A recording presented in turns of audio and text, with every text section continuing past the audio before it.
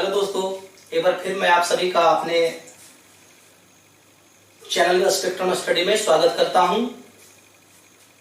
आज क्लास 8 और 7th और 6 ये तीनों के लिए मैं पढ़ाने वाला हूं संख्याओं से संबंधित कुछ नियम, जिसमें पहला नियम मैं समृद्ध यानी संवरक का नियम मैं पढ़ा चुका हूं। अगर आप वो वीडियो नहीं देखे हैं तो डिस्क्रिप्शन बॉक्स में लिंक है, जाकर उस वीडियो को देख लें।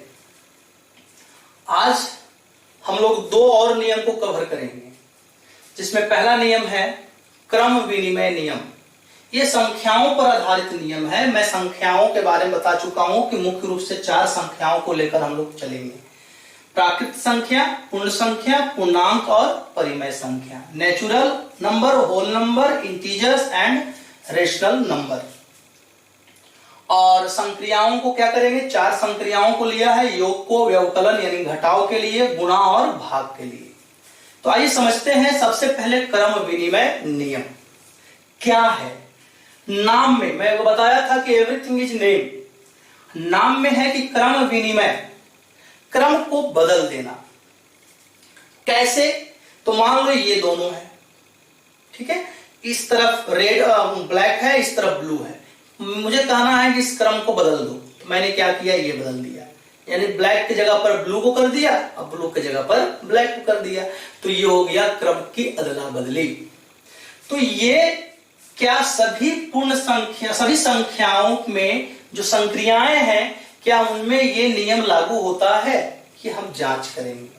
और इस बार हम पूरे बॉक्स को नहीं भरेंगे, कुछ को भरेंगे, कुछ आपके लिए छोड़ेंगे। कमेंट में देना, और अगर नहीं समझ में आए तो फिर मैं उसको बताऊंगा। तो क्रम विनिमय में क्या हुआ कि क्रम की अदला बदली। देखिए आप, ए और बी दो संख्याओं को मैंने लिया है। ये दोनों संख्या कुछ भी हो सकते हैं, प्राकृत हो सकते हैं, पूर्ण हो सकते हैं, पूर्णांक हो सकते हैं, या परिमेय संख्या हो सकते हैं। तो ये दोनों को जोड़ा।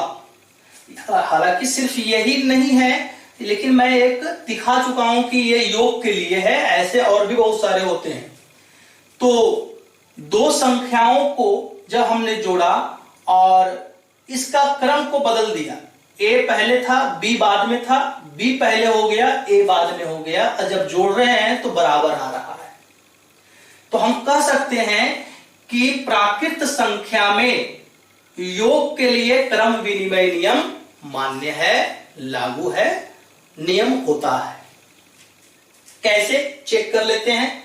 तो मैं प्राकृत संख्या पर चेक कर देता हूं, एक एक उदाहरण लेकर। क्या सभी संक्रियाओं के लिए ये मान्य है? तो आइए देखते हैं।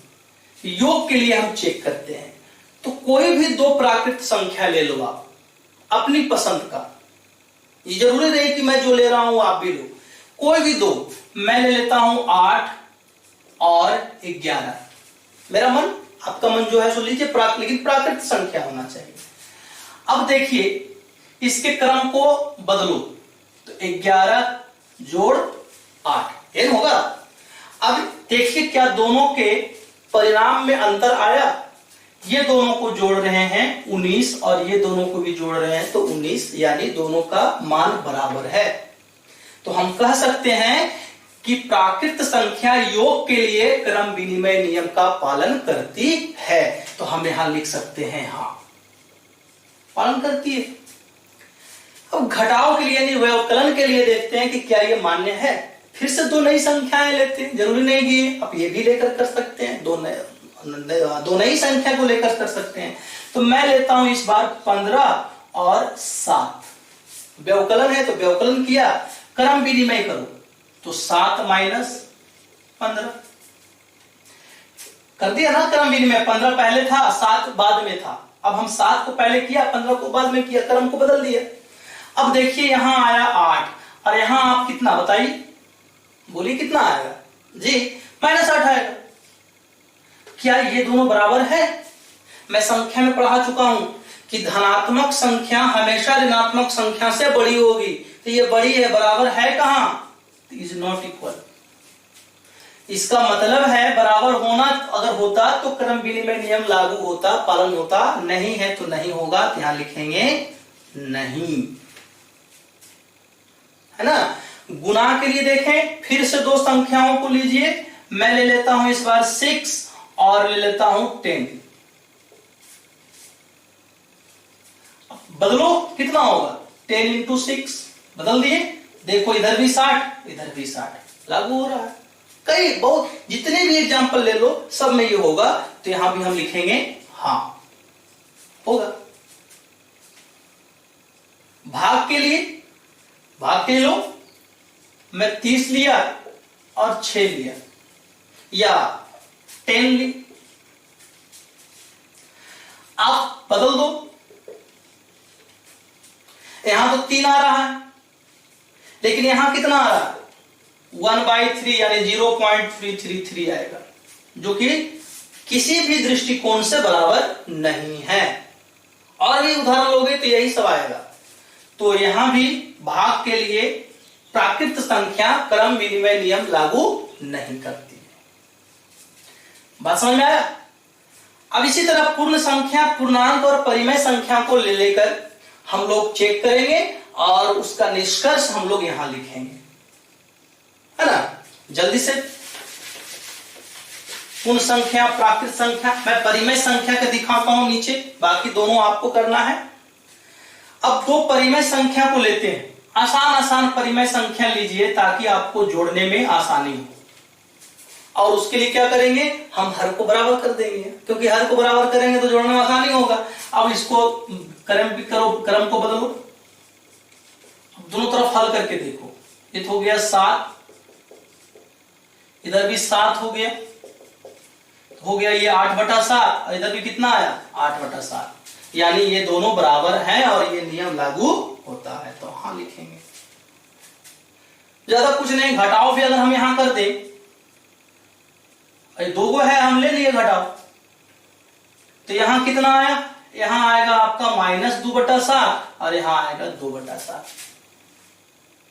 तो घटाव के लिए लागू हुआ, बराबर है तो लागू हुआ, नहीं तो नहीं है, बराबर नहीं है तो लागू नहीं हुआ। गुना में देखते हैं, तो गुना में लीजिए 3/7, कुछ भी ले लो, 5/4, क्रम को बदलो, तो 5/4 इंटू 3/7 गुना करो, 5 तिया 15 7 चौका 28, इधर भी हो गया 15/28, गुना में लागू हो रहा है तो लिखेंगे हाँ। भाग में करके देखिए, तो भाग में क्या होगा, ये उल्टा हो जाएगा, मतलब इसका अंश हर हो जाएगा, हर अंश हो जाएगा, इधर भी वही होगा 7/3, ये 12 और ये 7×5 = 35, और ये हुआ 35 और बटा 12। क्या ये दोनों बराबर है, नहीं है, तो यहां भी ये नियम लागू नहीं हुआ। ठीक है, तो बाकी जो पूर्ण संख्या है, पूर्णांक है, वो आप भरिए, मेहनत कीजिए, कुछ नहीं है, अलग अलग उदाहरण ले लेना है और भर देना है। और तो मैं बता दूं यहां पे कि ये सब में हाँ होगा, आप करके देखना। और व्यवकलन के लिए कोई भी पूर्ण संख्या क्रम विनिमय नियम पालन नहीं करती है। गुना के लिए प्रत्येक संख्या क्रम विनिमय नियम पालन करती है। भाग के लिए भी कोई भी संख्या क्रम विनिमय नियम पालन नहीं करती है, इस चीज को याद रखिएगा। और मैं जो दोनों खाली छोड़ा था उसको देखिए और इससे मिलाइए कि आपका आंसर सही आ रहा है कि नहीं आ रहा है। अब हम लोग दूसरे नियम को पढ़ेंगे, सहचारिता का नियम, साहचर्य का नियम पढ़ेंगे। ठीक है, तो आप इसका स्क्रीनशॉट ले लें। ठीक है दोस्तों, अब हम लोग पढ़ने वाले हैं सहचर्यता का नियम, जिसे हम साहचर्य का नियम भी कहते हैं। ये नियम क्या है, पहले इसको समझेंगे। साहचर्य का मतलब क्या होता है, साथ में रहना। इसके लिए हमें यहां क्या करने होंगे, 3 संख्याओं को लेना होगा। अब ये 3 संख्याएं क्या होंगी, उसी के जैसा, कुछ भी प्राकृत संख्याएं हो सकती हैं, पूर्ण संख्याएं हो सकती हैं, पूर्णांक हो सकती हैं, या परिमेय संख्या हो सकती है। लेकिन हम बारी बारी से सबको फिर से जांच करेंगे। तो यहां 3 संख्याओं को लेना है और तीनों संख्याओं के लिए बारी बारी से इस रूप में बदलकर देखना है। यहां देखिए मैं एक उदाहरण दिया हूं, जैसे मैं चेक ही कर लेता हूं सबसे पहले तो समझ में आएगा। योग के लिए मैं चेक करता हूं, हमें 3 संख्याएं लेना है। मैं ले लेता हूं 3, 8 और 10। कोई प्राकृत संख्या लेना था, ले लिया। अब इसको योग के लिए करता हूं तो 3 + 8 + 10। सहचर में क्या होता है, इसमें से किसी दो को 2 बना लीजिए। इसके अनुसार से बनाता हूं तो पहले ये दोनों बनेगा। कहता है बराबर होना चाहिए। अब क्या करें, अब 3 जो अलग था इसे 8 का दोस्त बनाइए और 10 को बाहर कर दो। क्या मान बराबर है, देखते हैं। ब्रैकेट के अंदर वाला हल करेंगे 18, इधर 11 आया, ये आपका आया 21, इधर भी आया 21। बराबर है ना। 3 संख्याओं को लिया, प्राकृत संख्याओं को लिया, सहचरिता का नियम लागू किया। कैसे, 8 और 10 को साथ मिला दिया। साथ मिलाने का मतलब क्या, ब्रैकेट के अंदर रख देंगे। दूसरे केस में क्या करेंगे, अब जो अलग था उसे बीच वाले के साथ ला देंगे। ऐसा नहीं कि सिर्फ ये, अब 3, 10 को भी हम मिला सकते हैं। देख लीजिए 3 + 10, 8 को बाहर कर दिया। जोड़िए 13 + 8, 21। किसी भी 2 संख्या को आप साथ में मिलाइए, एक संख्या बाहर आ जाएगा, लेकिन फिर भी उसका मान में कोई परिवर्तन नहीं आएगा। तो हम कहेंगे कि यह प्राकृत संख्या योग के लिए सहचारिता का नियम पालन करती है। घटाव के लिए होगा, देखिए फिर से 2 संख्याएं 3 संख्याएं लीजिए। मैं ले लेता हूं 12 ले लेता हूं, 8 ले लेता हूं और 6 ले लेता हूं। कीजिए 12 माइनस, ब्रैकेट में रखिए इसे। अब क्या करेंगे, अब ये दोनों को ले लिया साथ में, ये बढ़ गया, आगे निकल गया।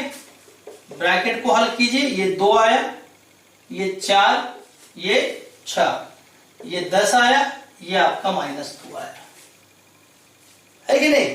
तो क्या ये बराबर हुआ, नहीं हुआ। तो क्या ये पालन करेगा, नहीं करेगा।